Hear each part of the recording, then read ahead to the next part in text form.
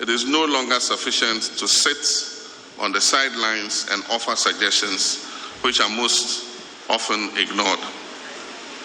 I'm therefore coming before you in all humility and in response to the calls from my party and the generality of the people of Ghana to offer myself to serve this country and its people that I love so dearly by first putting myself up for election in the oncoming NDC presidential primaries.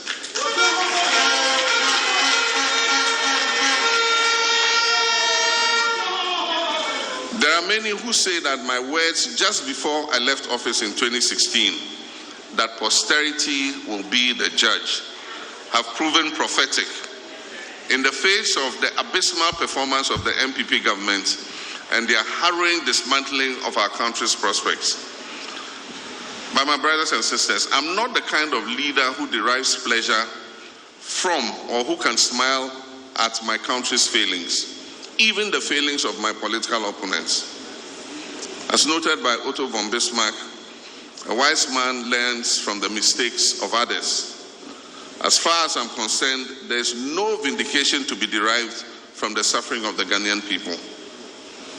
I'm offering myself for public office at this time because I appreciate the enormity of the task ahead, owing to the level of damage that has been done to our country by this government.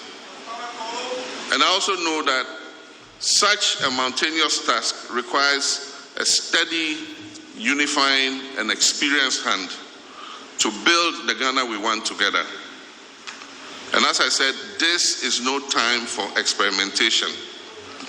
Ghana at this time does not need a try-me-too leader.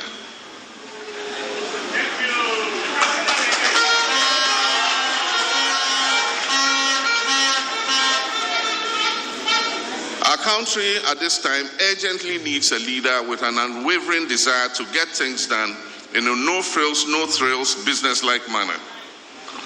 Not one enamored with sloganeering, excessive partisanship, personal comfort, and shallow populism. Ghana's next leader should exercise sound judgment and be able to make the right calls at the right time. A leader who accepts responsibility and works to fix the problem, and not one who shifts blame onto others. The leader should be one whose heart is filled with compassion for the people, and who has the humility to connect with and understand the needs of the people he serves.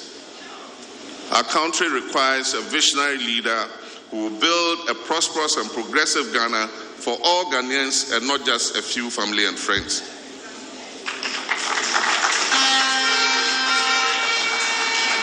We in the NDC will not run a government of slogans.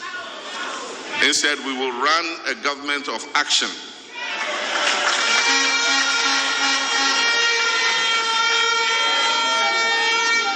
As a leader, you should be held accountable for your promises to the people. Your word should always be your bond. Ghana's next leader should exercise sound judgment and be able to make the right calls, as I said, at the right time.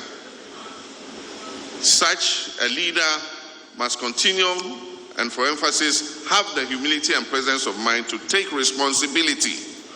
And as I said, in this government, nobody wants to take responsibility for anything that goes wrong. Our next leader should be a leader whose heart is filled with compassion, as I said, for the people who he has the humility to connect with and understand. He should not be a leader who views the public purse as a family japadier, or in English, heirloom, or even the mandate given to him by Ghanaians to govern. He must not view it as a manifestation of his birthright. A leader who has his sights on leaving a legacy for posterity. That is what we need today. And with all the humility I can muster, I believe that I possess these qualities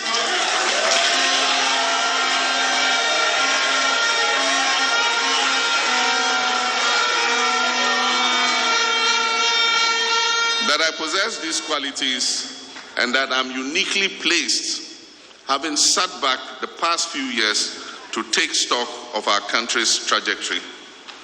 I'm aware of the extent of work that awaits the next government. There's so much to fix, there's so much to repair, and there's so much to heal. But I'm set and ready, very ready.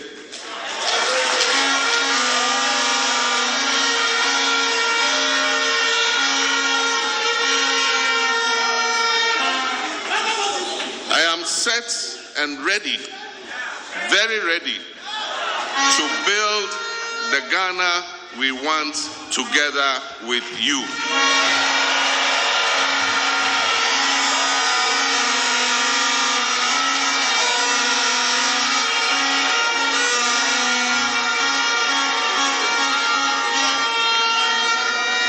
Our mission as the NDC is to get out of the current nightmare and to get out of it together, reaching to one another, listening to one another, and providing hope for all Ghanaians. Working with a pool of experienced, talented, and passionate men and women, and with many others from non-political backgrounds, including the private sector and civil society, who simply want the best for Ghana and who desire to transform our country and its people, it can and will be done.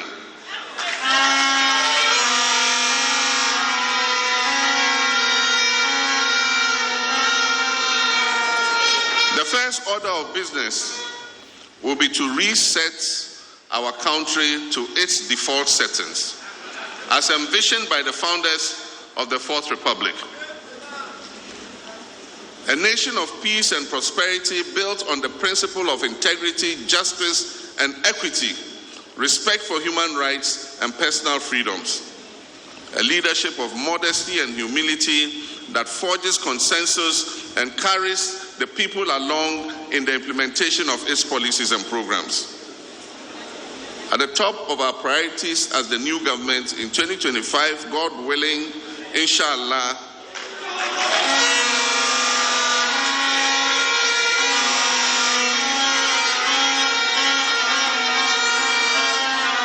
at the top of those priorities will be to restore stability and inclusive growth to our economy. This way, we'll do this by bringing the various indicators under control to relieve Ghanaians of their suffering. We will strictly enforce prudence and responsibility in the management of public finances by cutting out waste and ostentation, which have become a common brand under this administration. Together, we will build the Ghana we want. We shall restore faith in our almost collapsed financial system and embark on sweeping reforms at the Bank of Ghana. We shall actively pursue policies to ensure robust local participation in our banking, financial, telecommunications, mining, agriculture, agribusiness, and manufacturing sectors.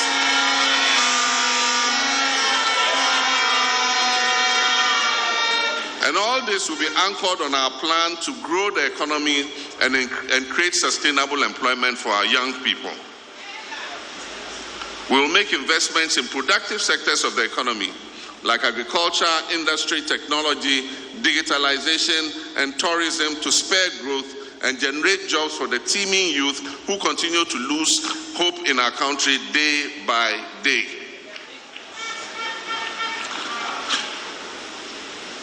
My brothers and sisters, my comrades, with a limited fiscal space we are likely to inherit because of the mismanagement of the economy under the NPP, a new NDC government will give priority to continuing and completing abundant and ongoing projects rather than rushing to commence new ones.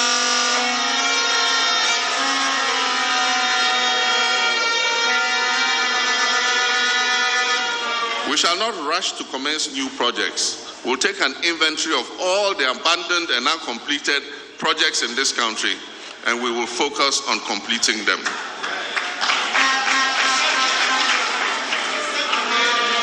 We We shall assemble and operate the leanest but most efficient government under the history of our Fourth Republic. We'll reduce significantly the size of government. And as announced in my speech at the UPSA late last year, in a crisis situation like this, it is my belief that this country can be governed efficiently with 60 ministers and deputy ministers.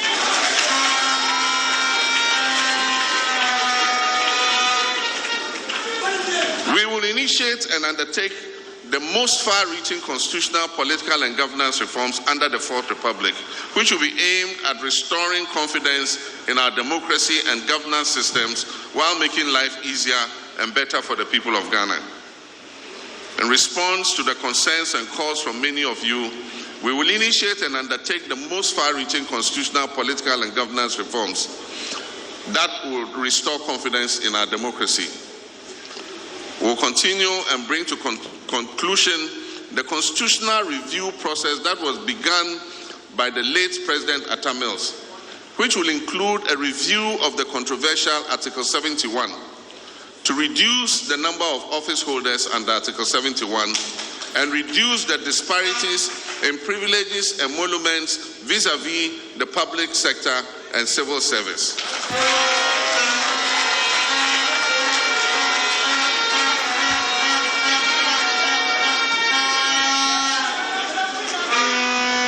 Payment of ex gratia to members of the executive under Article 71 will be scrapped.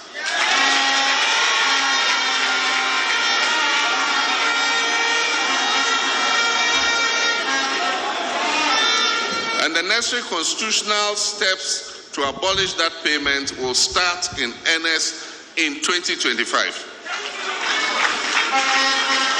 We will also begin the process of persuading the other arms of government other than the executive to accept the removal of these ex gratia payments. Issues pertaining to the excessive powers of the president, proper separation of powers, strengthening of parliament, restoring the independence of the judiciary, independent and quasi-independent state institutions, and depoliticizing them will take center stage of the new administration.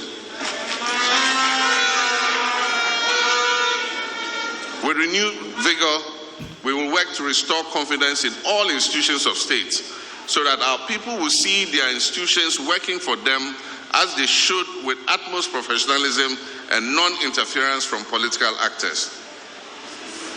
We must, for instance, end the chaos that now characterizes the computerized school selection and placement system for BEC graduates. As a first step to resolve this issue with the computerized placement, we should allow students to only complete their applications for SHS after they have received their BEC results. This will put them in a better position to know what their actual grades are and make them able to match them with the cutoff grades and raw scores of the senior high schools they wish to be admitted to.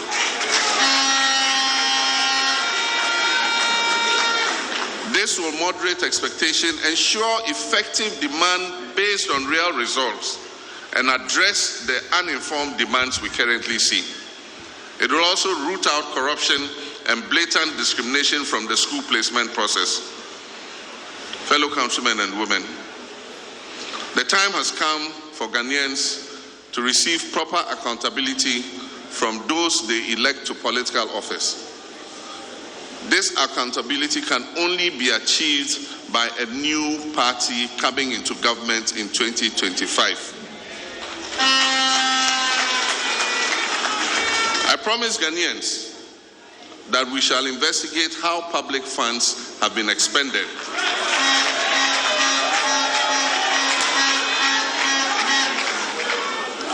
And this includes the COVID-19 audit and the findings.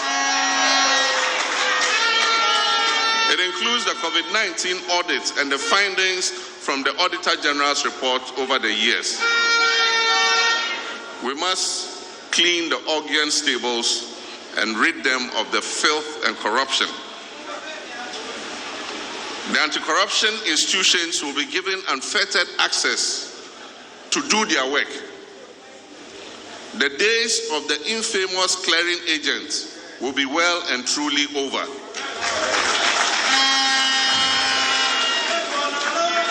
To ensure efficiency and professionalism in this endeavor, institutions of state will be empowered to work independently without interference. State-owned enterprises will not be a gravy train for political apparatchiki. We shall reintroduce the hallmark of my previous administration, and that is tolerance for criticism and the creation of a conducive atmosphere for the media to do its work without the fear of threats, harassment, and possible assassination.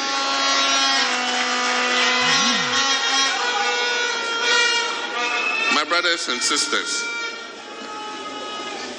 I've heard many of my colleagues and comrades say that our next NDC government must also exact its pound of flesh.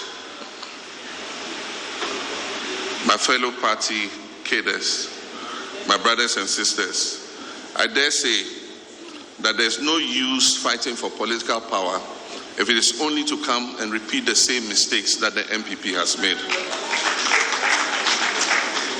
We must therefore engage our grassroots to work together with us to build the Ghana we want.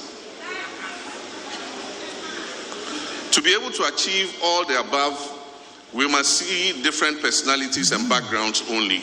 We must not see NDC and MPP. We must not see Ga or Ewe or Akan or Dagomba. We must not see different religions, Muslim and Christian and traditional religions. We must look to ourselves and we must see Ghanaians as one people united with one destiny.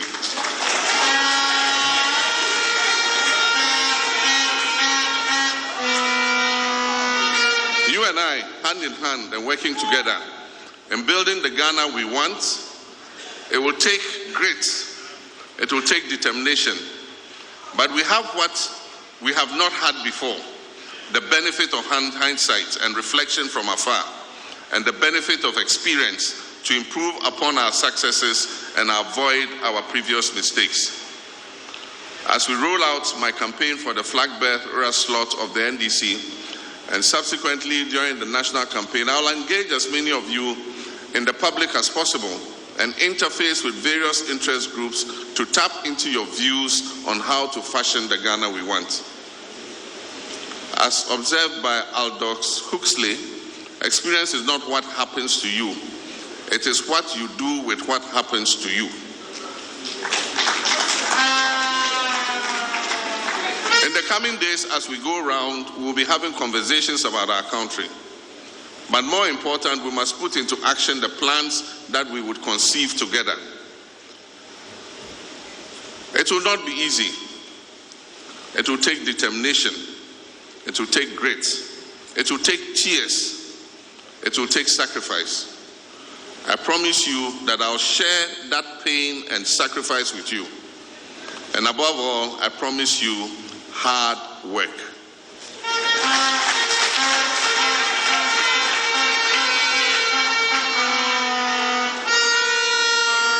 I wish to assure you, my fellow Akatamansonians, that I've heard your concerns on how we can further strengthen our party.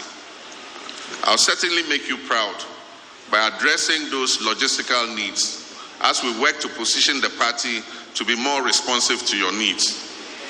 We shall build the most formidable political party, and every Ghanaian will be happy and proud to associate with the NDC.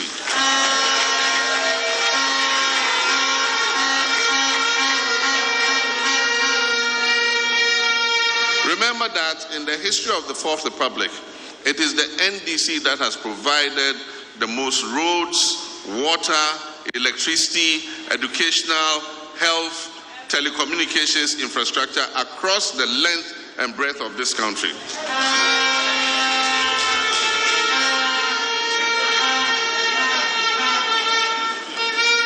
It was the NDC that took the decision that every region of Ghana must have a public university. And that is why today we have University of Health and Allied Sciences here.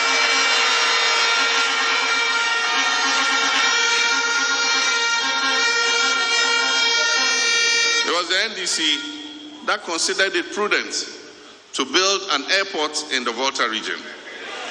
And on 6th March this year, all those planes are coming to land at the airport and bring the people to come and celebrate 6th March. They would have had to come by road if that airport had not been built. Ladies and gentlemen, too much has happened to us as a people, but we have a duty to ourselves to learn from history and chart a path accordingly. And I'm giving you a quote from President Ronald Reagan. He says, "The greatest leader is not necessarily the one who does great things. He is the one that gets the people he leads to do the greatest things."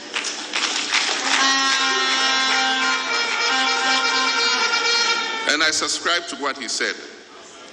The next government of NDC would not be about me. It would not be about forming a cadre of family and friends to enrich themselves at the expense of our people. The next government of the NDC will be about you.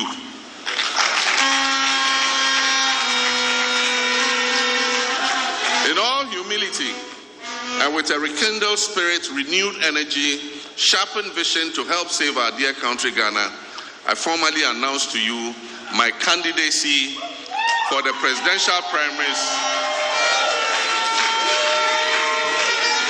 I formally announce to you my candidacy for the presidential primaries of the National Democratic Congress.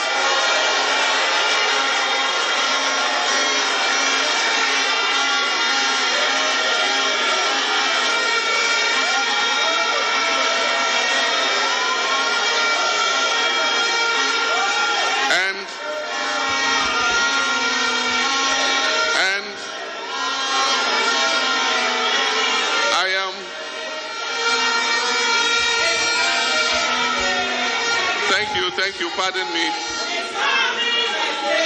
Thank you, pardon me. And I'm proud and honored that our NDC family, young and old men and women from all over the country, are standing firmly behind me.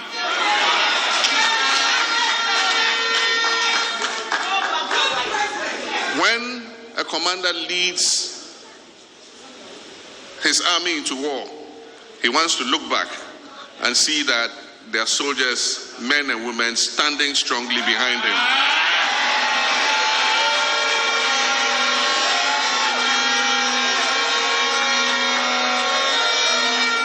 I feel humbled by your love, and I hope you all know that I love you too.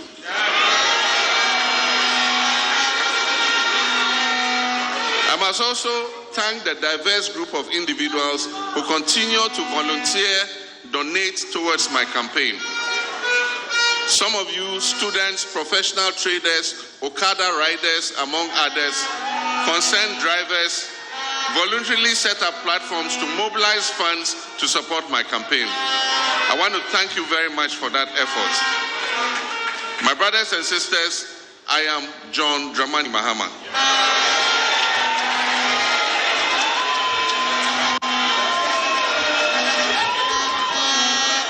Your proven servant leader, and I ask you to bless me massively with your trust and your votes on May 13th and subsequently on 7th December 2024.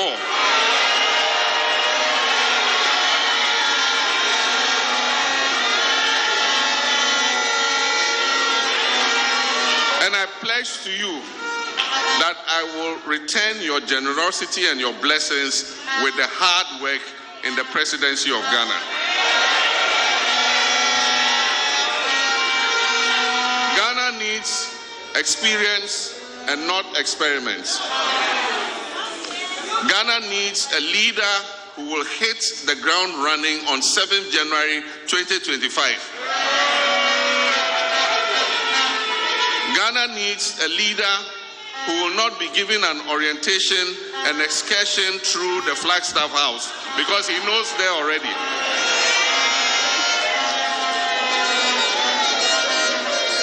Ghana used to be the shining light on the continent of Africa, and I'm of the strongest conviction that we can attain those heights again. I believe it, and we will lead by example. And as I conclude, I wish to thank my wife, Lordina,